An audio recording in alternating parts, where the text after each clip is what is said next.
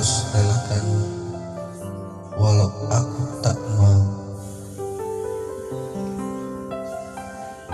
Beberapa dari kita berpikir bahwa bertahan membuat kita kuat, tapi terkadang akan lebih baik untuk melepaskannya. Ingatlah, aku dengan senyuman dan tawa, karena itu caraku mengingatmu. Kalau kau hanya mengingatku dengan kesian dan tangisan, lebih baik jangan ingat aku sih. Terima kasih untuk semuanya. Selamat tinggal.